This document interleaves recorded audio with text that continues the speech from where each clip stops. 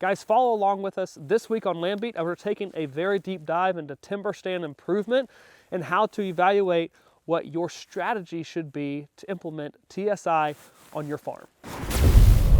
First and foremost, guys, the general goal for timber stand improvement, or TSI, essentially on a recreational property, is to increase the amount of forage and cover in the understory for deer. Like, we're assuming that the goal is deer, and we're assuming that's a recreational property, and deer is the central mind, not the timber value, right? We can still have that cake and eat it too, but we're just primarily focused on deer. We're speaking to the masses here, right? So that's our goal, that's our objective. But beyond that, everyone understands that TSI is a good thing, we should do it. But TSI doesn't look like just coming up to this hickory and hinge cutting it, right? There's so much more that needs to be evaluated.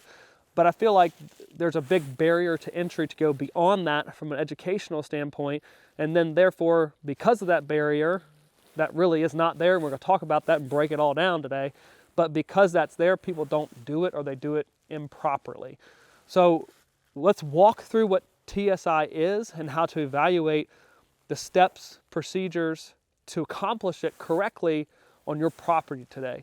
So what we first need to establish is, when you're evaluating timbered acres, really no matter where you're at in the country or where a whitetail lives, what you need to first understand is break the forest system down into 3 elements: overstory, midstory, trees in the mid section, right? And then you have understory plants. They could be trees, they could be shrubs, they could be forbs, they could be brambles, but that would all be part of the understory. That is where deer live at, that is where they forage mainly, and that is where there's going to be cover or not cover present. Oftentimes in an unmanaged forest, there's not cover present in an understory, and most times we need to improve the understory, because that's, right, going back to the goal, improve it for whitetails. Whitetails live 3-4 foot and down, so we need understory plants present, specifically herbaceous ones, as well as shrubby ones, to have the cover and forage. So that's what we're doing, but to do that, we have to address the sunlight, right? We all know that we need to get sunlight to the forest floor to get that understory going. But herein lies the problem, or that barrier we're talking about, is most people haven't realized that I have a mid-story and an overstory. They just look and see trees, whether they are evergreens or whether they are hardwoods or a mix of softwoods in the middle of mid-story or overstory trees. But take it one step farther and begin to kind of consider the overstory as one bucket, right? And the mid-story as another bucket. What we're going to do is evaluate this forest I'm standing in and put the trees that we're looking at in either one of the 2 categories, overstory or mid-story. From there, once we've done that, we've kind of broken it down into a manageable understanding level here, then we're going to say, okay, what will rise from that is the best technique to address the overstory issues as well as the mid-story issues if present, right? So for this property in particular, this is 150 acres in southern Missouri, and we are dealing with overstory trees, primarily black oak, white oak, the occasional hickory, and the occasional walnut and elm. But really, 60-70% of this is white oak and black oak. Those are our overstory tree species. Right here in particular is a black oak. This tree right here, DBH, diameter breast height, 14-inch tree, maybe 15-inch tree. But this would be a tree that is comprising the overstory 45, 50-foot tree right here. Put those species and this size class in the overstory bucket, right? Now let's move on to the midstory. Then we'll get into kind of the techniques of how we'd address that and come back to it. Well, in the midstory, we've got trees that are much smaller diameter because they're not nearly as big as the overstory trees. This is a hickory. We've got that hickory as a mid-story tree.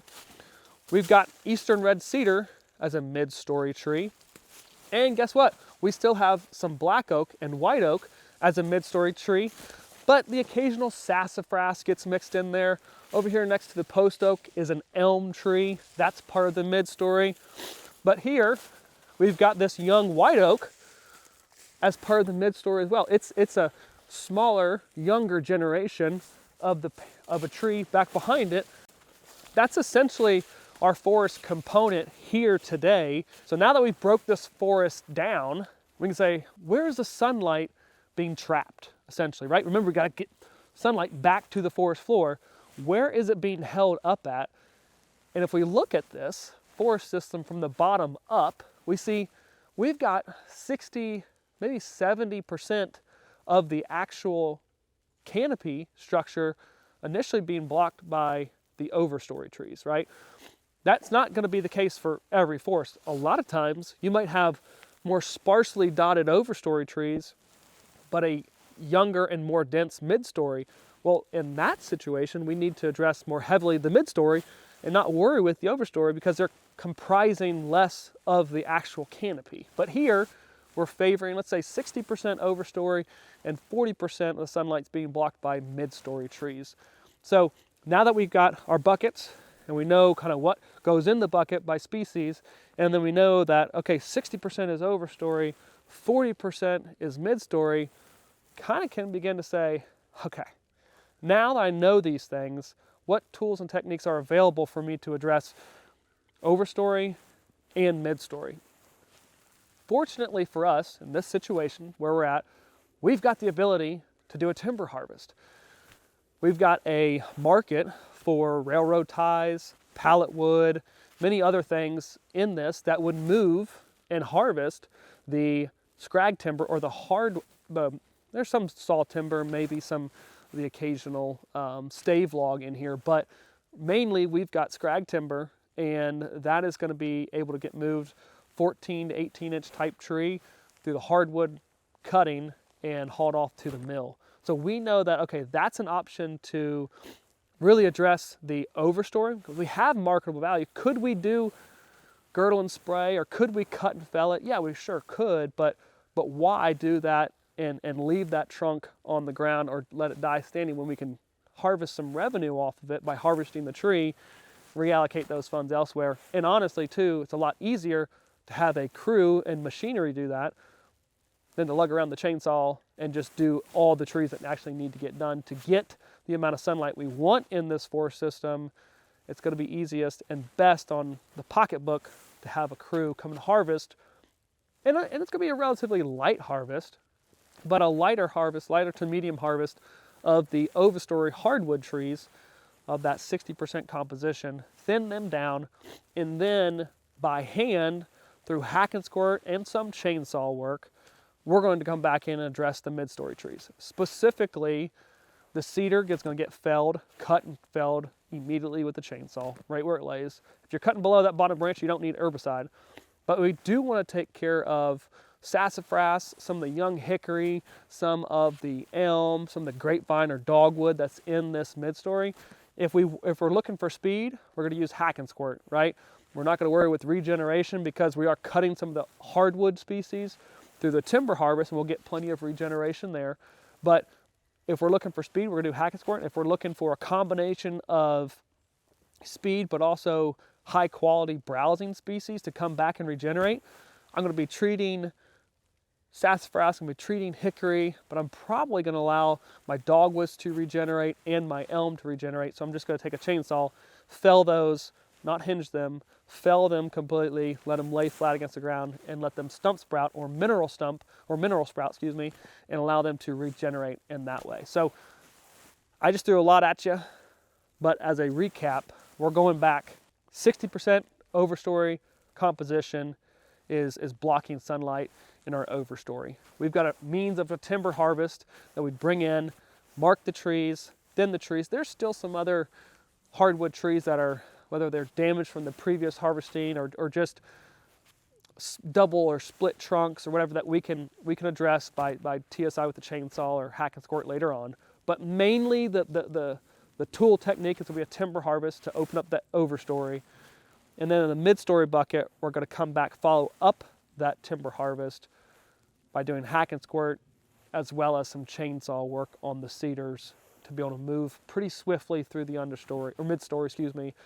And by the end of all that, we know that we've addressed the overstory issues, we've addressed the mid-story future issues, because here's the catch, if we do the timber harvesting and don't come back and do the mid-story, well, what's going to comprise our future overstory? It's these species. You can't choose timber harvest and forget to go and follow up the mid-story, because then you're just giving way more sunlight to the non-desirable species in a future overstory, right? So we have to do some checks and balances, overstory and mid-story, work to really make this whole system and maximize the timber value for wildlife on the property. But at the end of all that, that's the, if you will, mental process, the stages in which you would go through to evaluate, okay, what am I looking at from a timber stand improvement? What's my strategy to implement TSI on this property? Break it down into digestible steps and stages, and then essentially the technique is going to rise to the top based on once you know you've evaluated what you actually have. The best technique will be apparent. It'll be common sense to you. Consider that. It's going to make you a better woodsman. It's going to make you a better land manager, a better whitetail hunter. When you know what resources are on your own property and you know where they're located, and then you've done all the work to go and improve them that much better. So do this for yourself, do it for the property, but walk through that steps and stages on your own recreational property. Let us know in the comments below if you've done that, or if you're in the process of doing it, or if this video is helpful for you to start that process. We appreciate you watching.